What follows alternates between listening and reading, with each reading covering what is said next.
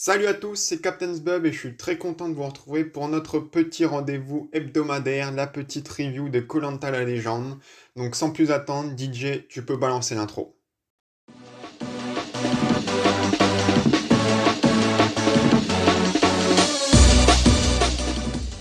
Donc c'était l'épisode 5 déjà de cette saison.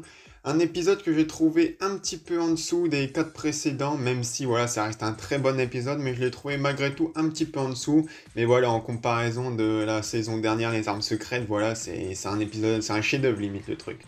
Donc cet épisode commence directement avec Clem Larrache, comme adore le dire Denis, voilà, il va pas lâcher ce vieux surnom à la con de toute la saison. Donc Clem Larrache qui arrive sur l'île des bannis, où on a Hugo et Maxime qui sont en train de vivre leur meilleure bromance, on a l'impression. Et directement à l'épreuve des bannis, qui est une épreuve, voilà, globalement dans cet épisode, j'ai pas trop apprécié les épreuves, du moins que l'épisode précédent. Et ça a commencé directement avec l'épreuve des bannis, du coup où c'était un mix entre voilà, l'épreuve prisonnier où t'es attaché à une corde, et après une sorte de puzzle, de toute façon ça va être que des trucs comme ça sur l'île des bannis. Et c'est vrai que j'ai pas spécialement kiffé, même si ça avait l'air assez compliqué, on a vu que Maxime galérait complètement. Hugo, le god comme d'habitude, enfin comme pour l'instant il est sur l'île des bannis, qui se qualifie. Et Clémentine également, du coup Maxime éliminé. Voilà, le voir partir, ouais, c'était un petit peu. J'avais un peu de peine pour lui, c'était un petit peu triste, mais voilà, je trouve qu'il n'a pas la mentalité koh et ça se voit encore à sa sortie où il est content de sortir sur une épreuve éliminatoire. Alors que la mentalité de koh de base, c'est pas ça. T'es pas éliminé parce que t'as fini dernier une épreuve, t'es éliminé normalement parce que les autres ont voté pour toi. Et voilà, Maxime, il a pas ce côté vicieux un petit peu de koh. Voilà, c'est un scout, j'ai envie de dire. Lui, koh c'est pas fait pour lui, c'est pas avec ses valeurs, comme il aime dire. Mais voilà, koh c'est un jeu où faut trahir, faut jouer avec les gens, faut éliminer les gens. C'est pas les Jeux Olympiques, koh. Je le dirai jamais assez, mais voilà. Donc j'ai envie de dire bon débarras. Voilà, Maxime, si on fait le bilan de cette saison, bah, c'est un petit peu une déception. Voilà, dans sa première saison, c'était un petit peu le Warrior, le mec chaud, qui avait notamment gagné 6 épreuves. Mais beaucoup le critiquaient en mode oui, mais en même temps la concurrence durant la guerre des chefs, il y avait pas. Elle était naze, du coup, c'est. Voilà, il a certes 6 victoires, mais. Donc on attendait qu'il prouve dans une autre saison, notamment une saison All-Star, face à des légendes comme Claude, Théora, Laurent. Et c'est vrai qu'il a été assez décevant du côté des épreuves.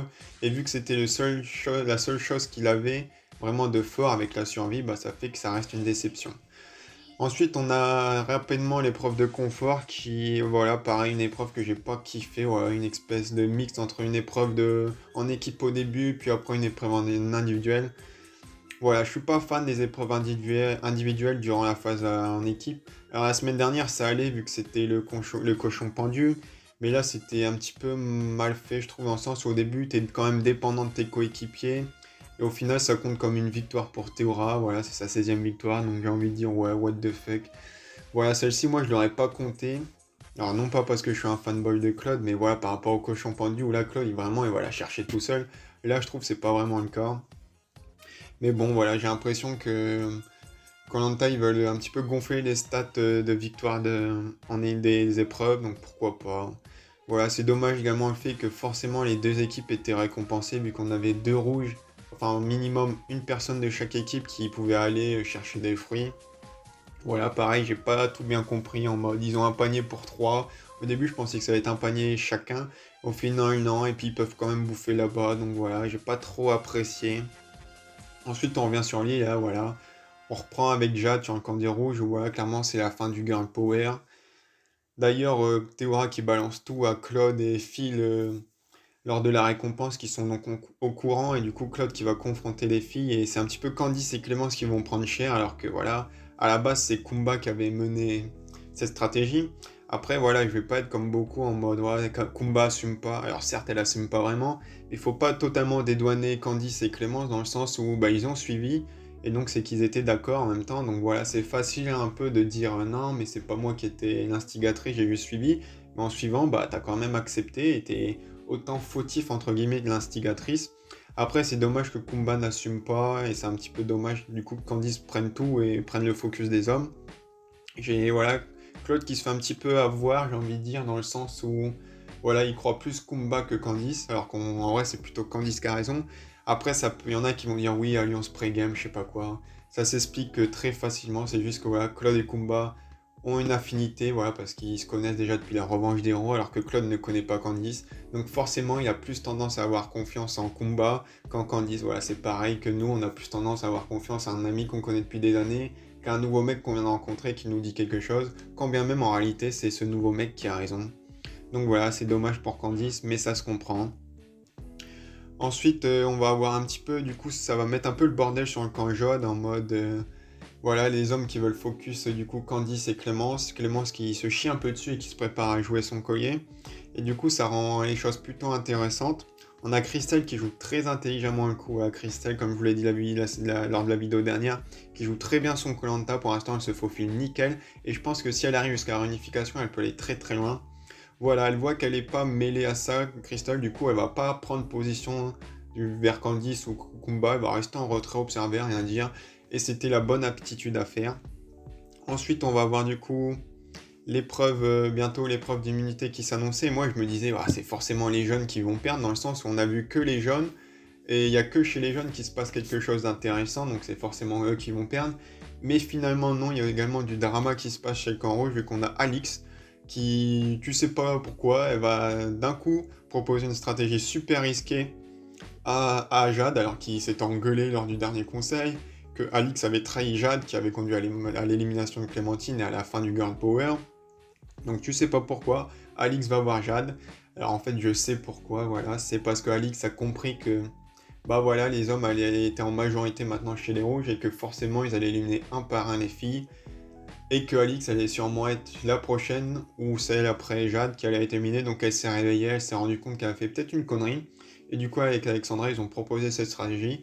Et sur un coup j'étais en mode content parce que oui, ça m'aurait fait plaisir que Théora gagne, sorte. Il y en a qui vont dire que je suis un rageux, j'aime pas Théora. Oui, je l'aime pas particulièrement, je trouve que c'est pas le candidat le plus intéressant. Et ça démontre également le fait que voilà, Théora n'est pas le mec le plus social, le plus sympathique qu'on essaie de nous faire vendre depuis des années. Voilà, Théora, c'est pas un hasard si les filles ont proposé d'éliminer Théora. Théora, c'est le gars. Alors c'est le gars sympa, ok, c'est le gars qui ramène la bouffe, qui est bon en survie, mais ça s'arrête là pour moi. Théora, c'est... Je pense pas qu'Alix et tout ont des gros délires avec Théora comme ils peuvent avoir avec Namadia, Laurent ou Loïc. Et ça prouve que voilà, Théora, c'est le mec qu'on aime un peu moins par rapport aux autres garçons. Voilà, Laurent, c'est un mastodonte sur les épreuves et voilà, il met la bonne humeur. Namadia, il a la tchatch et tout. Et Loïc, pareil, et en plus, il est protégé par Alexandra. Du coup, là, je trouve que ça remet un peu en cause le social de Théora qu'on essaye de nous vendre comme un bon social, alors que je trouve que c'est un social normal, voire pas terrible. Et du coup, ça faisait qu'avant l'épreuve d'humilité, c'était intéressant dans les deux hypothèses, si les jaunes allaient au conseil ou si les rouges allaient au conseil. Malheureusement, ou pas pour certains, Jade va en toute logique balancer tout ça à Namadia, ce qui est compréhensible vu que voilà, Alix lui a fait un coup dans le dos, donc elle a envie de se venger. Et du coup, Namadia, qui m'a fait trop marrer, il avait tout le temps son sac, tu sais pas pourquoi, il se baladait avec son sac, il était caché dans les feuillages, et a appelé chacun à leur tour les gars pour leur prévenir. Et du coup, toute une stratégie qui s'opère pour éliminer Alix, même si on voit que Laurent est un peu deg parce qu'il l'aimait beaucoup. Et voilà, Namadia qui gère nickel, c'est un petit peu le patron de la stratégie chez les rouges, il gère ça nickel. Et franchement, je suis très impressionné parce que, voilà, comme je l'ai dit dans des précédentes vidéos, dans sa première aventure, on n'avait pas du tout vu cet aspect stratégique de Namadia qu'il a beaucoup là. Du coup, on arrive à l'épreuve d'immunité où on a un petit message où les candidats doivent prendre leur sac. Donc on a tous pensé à une épreuve éliminatoire et franchement ça m'aurait pas déplu dans le sens où je préfère, c'est mieux qu'ils soient un petit peu étalés que les deux épreuves éliminatoires soient à la réunification. Donc j'allais dire pourquoi pas, mais au final ça serait un conseil surprise qui finalement n'était pas surprise vu que ils avaient leur sac, donc ils se doutaient bien que si c'était pas une épreuve éliminatoire c'était un conseil surprise. Je sais pas pourquoi ils ont fait ça, dans le sens où avant, ouais, même dans les conseils surprises ils avaient pas leur sac. Alors c'est peut-être vu qu'après ils vont directement à la Ligue des bannis. Mais je sais pas, il n'y avait pas l'utilité, je trouve, de ramener leur sac. Du coup, ça va être l'épreuve des catapultes un petit peu, où ils vont devoir lancer, faire tomber des projectiles.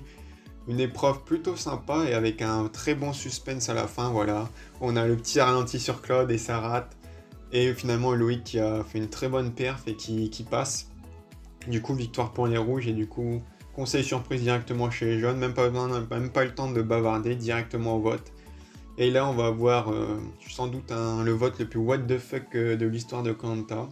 Candice, qui est au courant que Clémence a un collier, vote pour elle en espérant qu'elle sorte son collier et que son vote soit nul. Du coup, Candice vote en espérant que son vote ne sert à rien, donc autant pas voter, j'ai envie de dire. Quelle est l'utilité? Si tu penses que Clémence va sortir son collier, vote pour quelqu'un d'autre. Et si tu penses pas qu'elle va sortir, donc ça veut dire que tu voulais l'éliminer. Bref, j'essaye de réfléchir dans toutes les manières, ce vote n'a aucun sens. Et du coup, ça va condamner Candice, vu que tout le monde va voter pour Clémence, à part Clémence qui va voter pour Sam. Et Kumba qui va voter pour Candice en mode c'est un petit avertissement, oui, bon. Un avertissement, normalement, tu vas taper sur l'épaule du gars, tu lui dis fais plus ça, tu votes pas pour lui. Hein. Donc voilà. Et du coup, on se retrouve à 1-1 avec Sam. Et du coup, Candice, Sam, qu'on n'a pas vu de l'épisode, à part ses petites têtes marrantes, mais on l'a pas vu. Et ça m'aurait pas déplu qu'il dégage, mais je me doutais quand même que Sam, il allait pas partir maintenant. Donc on a un revote, pas de possibilité d'égalité vu qu'ils sont 7. On savait très bien que tous les garçons allaient voter pour Candice. Et il fallait voir du coup ce que ça allait donner les filles, mais je m'attendais vu que Kumba avait déjà voté pour Candice alors qu'elle avait dit qu'elle restait fidèle aux filles jusqu'à la réunification, qu'elle allait revoter pour Candice. Et c'est pareil pour Christelle qui a fait un bon choix, je trouve. Comme ça lui permet de s'extraire un petit peu de cette stratégie des filles aux yeux des garçons. Et du coup, Candice qui est éliminée, un petit peu de peine quand elle est sortie, voilà, elle s'est mise à pleurer et tout. Mais elle peut s'en vouloir quand même, elle a fait un vote qui la condamne, un vote, voilà, débile, je suis obligé de le dire, débile. Et donc voilà, c'est dommage, ça aurait pu être une occasion de sortir un garçon, parce qu'il va falloir bien les sortir, parce que sinon à un moment la réunification ça va faire trop mal. Voilà, il y en a qui disent que c'est Koh-Lanta de Claude et ses potes, qui sont intouchables, personne ne va les sortir. Et je suis pas d'accord avec ça, alors certes c'est un petit peu Claude et ses potes ce Koh-Lanta vu qu'il y a une grosse alliance autour de Claude, Laurent, Théora, Sam, puis Phil un peu, et Namadia même. Mais on voit qu'il y a des tentatives pour éliminer Laurent, pour éliminer Théora, même Claude, pourquoi pas, là ça aurait pu être Sam. Mais à chaque fois, au dernier moment, ça se pète un peu la gueule. Et je pense que ça va finir à un moment où ça va passer. Alors peut-être pas en phase en équipe, mais à mon avis à la réunification, dans les 2-3 premiers conseils, il y a un gros qui va sortir directement, voire même pourquoi pas aux ambassadeurs. D'ailleurs, j'attends de voir comment seront les ambassadeurs cette saison. Donc voilà, malgré tout, c'était un très bon épisode, légèrement en dessous des précédents, mais voilà, je me suis régalé. Je regrette pas d'avoir regardé Koh-Lanta à la place du match du PSG. De toute façon, j'avais mon frère qui me faisait le résumé en temps réel. Donc voilà, n'hésitez pas à me dire ce que vous avez pensé de cet épisode en commentaire. N'hésitez pas à liker la vidéo si elle vous a plu et à vous abonner. Je vous dis à la prochaine pour une prochaine vidéo. Bye bye!